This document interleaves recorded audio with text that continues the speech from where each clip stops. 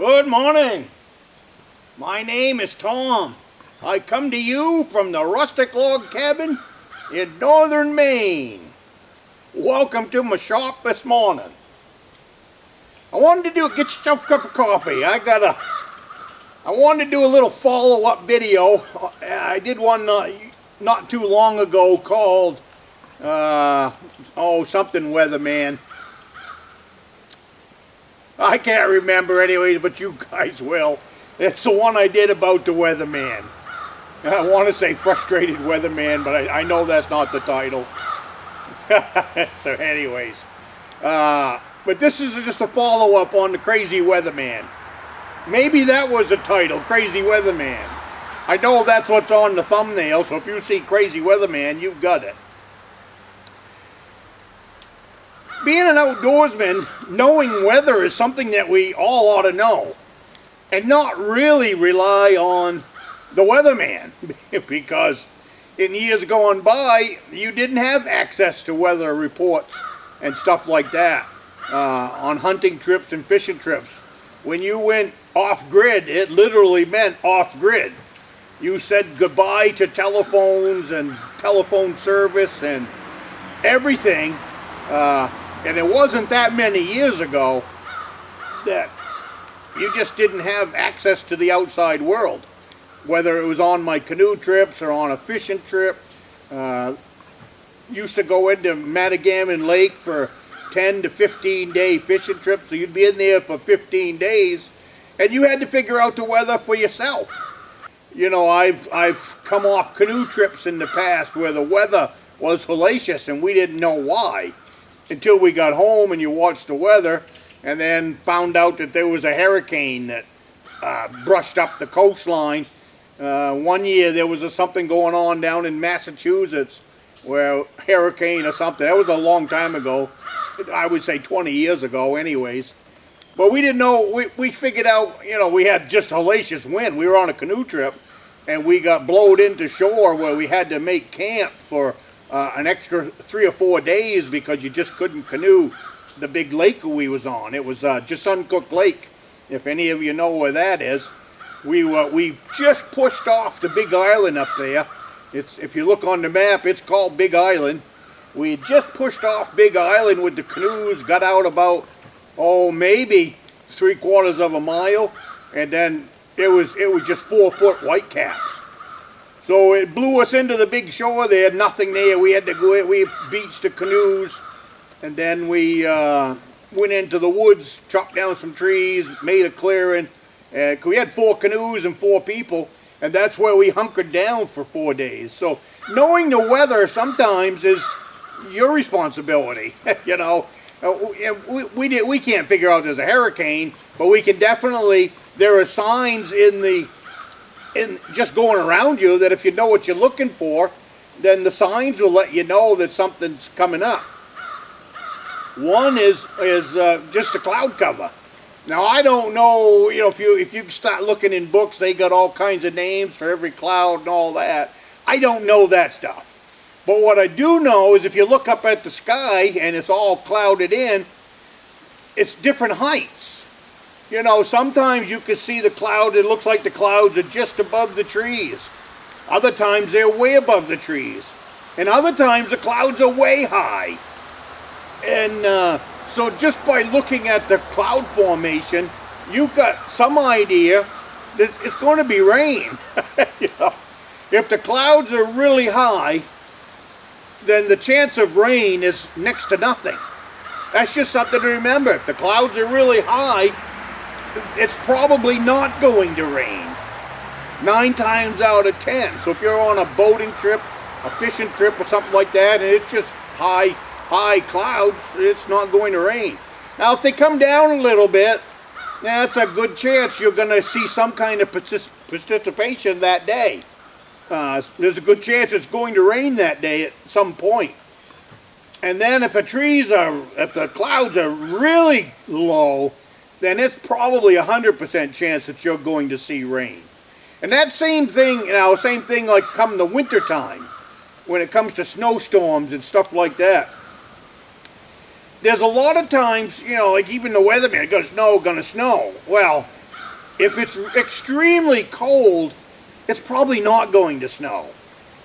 You know, there's an old saying here in Maine, it's too cold to snow. Well, there's a lot of truth to that. It's too cold to snow. You know, in my observing things over the years, 20 degrees, 30 degrees, it's probably going to snow. If you got a high, I'm not a high. The same thing up in the clouds. If you got it clouded over, and it's 25 degrees, there's a good chance it might snow. Now, if it gets up above freezing, now you're going to get some rain. If you've got a thermometer in front of you, and most fishing trips I did have a thermometer.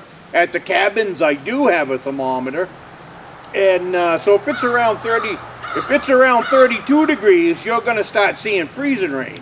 So you don't need a weatherman to tell you whether or not you're going to see freezing rain or not. I mean, they'll talk to you on the television and tell you all about that freezing rain, but you don't need that. All you need to do is go out and look at your thermometer. And if it's around 32 degrees, you're going to have an ice water mix in there that 9 times out of 10 you're going to see freezing rain. So again, here's another point where you yourself can figure out the weather forecast. Doesn't take a rocket science to figure this out. And also, the other thing that the weatherman likes to do, scare the bejeepers out of you, is with that wind chill factor. That wind chill factor doesn't mean squat. That wind chill factor is just a big number that they can throw out there and scare the hell out of you. Wind chill factor means 0. What you're worried about is that thermometer reading. If that thing says 20 below 0, and it's windy, you know you're going to have a wind chill factor. But in order to solve that problem is get out of the wind. That's all. Find yourself a big pine tree. Build yourself a lean-to block the wind. Put the sun on that lean-to. Face the front of your lean-to into the sun for the bulk of the day. The inside of that lean-to is going to be so hot you're going to have to take your jacket off. And I don't care what the thermometer says or what the weatherman says about wind chill factor.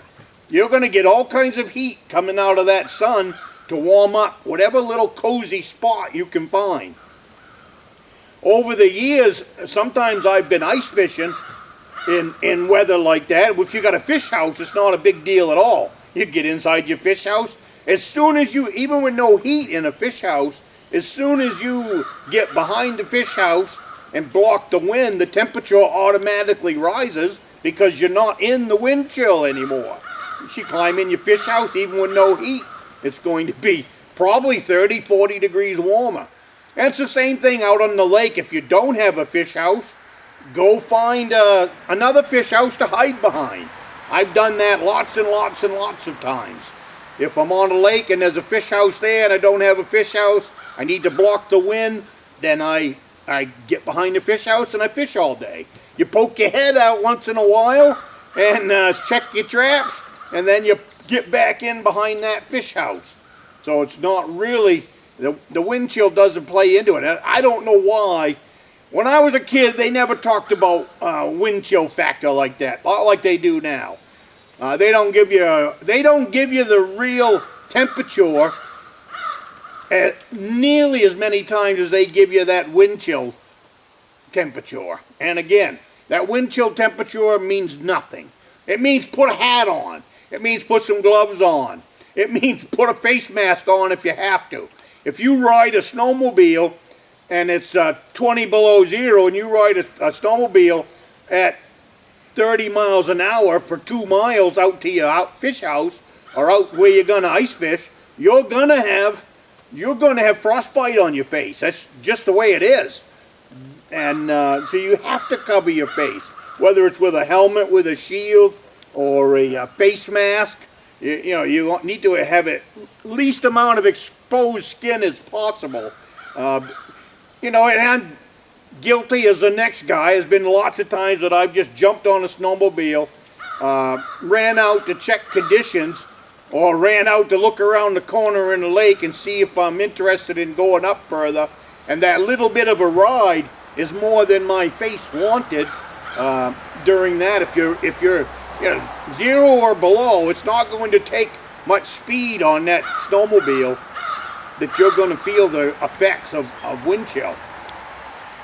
But in everyday life of people, my goodness, I've never heard so much foolishness when it comes to the crap that the weather people put out there now. So, and then, that's just talking about the rain and the wind and other things. Like there's different lakes. Like if you fish on Mooselook-McGunthick up in the Rangeley Lakes area, a lot of stuff, if you're looking out there and you see black clouds building, you need to head for shore. They're that simple. Black clouds means it's going to get violent, and it's going to get violent fast. So you need to head for shore.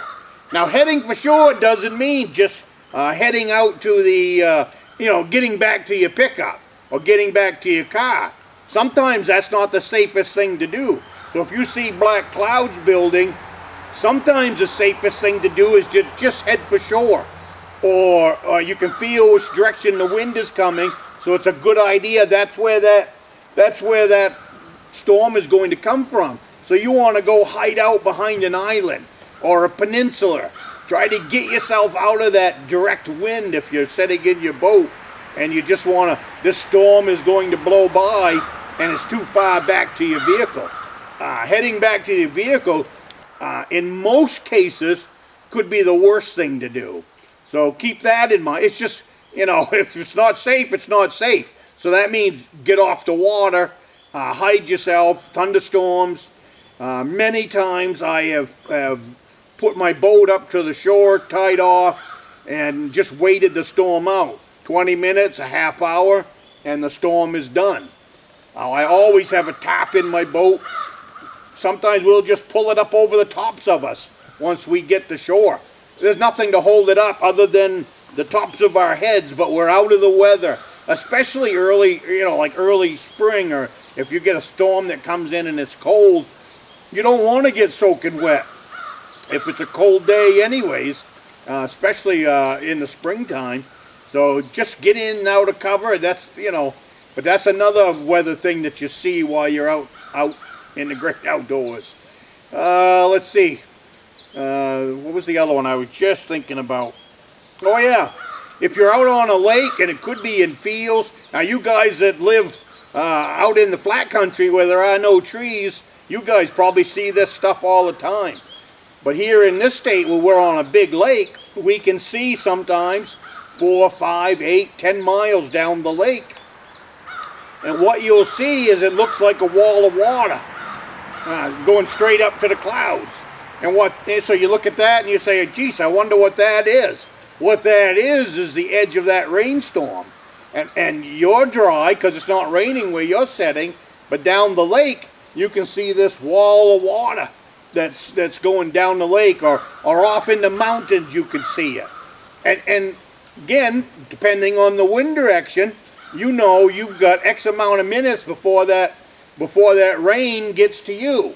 Now, it could be 5 minutes, it could be 10 minutes, or it could just stop and you don't get into it at all. But if you see that wall of water that's down the lake, start making plans for staying dry. Because, like I said, I don't hardly remember a time that wall of water didn't catch up to you sooner or later. So get your stuff ready for, get hunkered down, get yourself into shore. Plan your day accordingly so you stay dry. So that's another way of reading the weather for your immediate situation. Because the weatherman, he's not giving you real time for where you're standing. So to me, it's your responsibility to figure out these little tiny clues for figuring out the weather. That's called real-time weather for where you're standing. Real time. Not what's happening 50 miles away, or not what's happening 100 miles away, because that's how the weatherman does his thing. He'll give you a weather forecast for a big part of the state when it's probably not going to affect you at all. Where I'm sitting right here, the weather doesn't catch up to the cabin until tomorrow. A lot of times I will call my wife and say, what's it doing down there? Well, if you know the weather, most of the weather travels north. So tomorrow, it'll be raining at the cabin if it's raining here today. So that's another way, you know, just you can get your own weather forecast.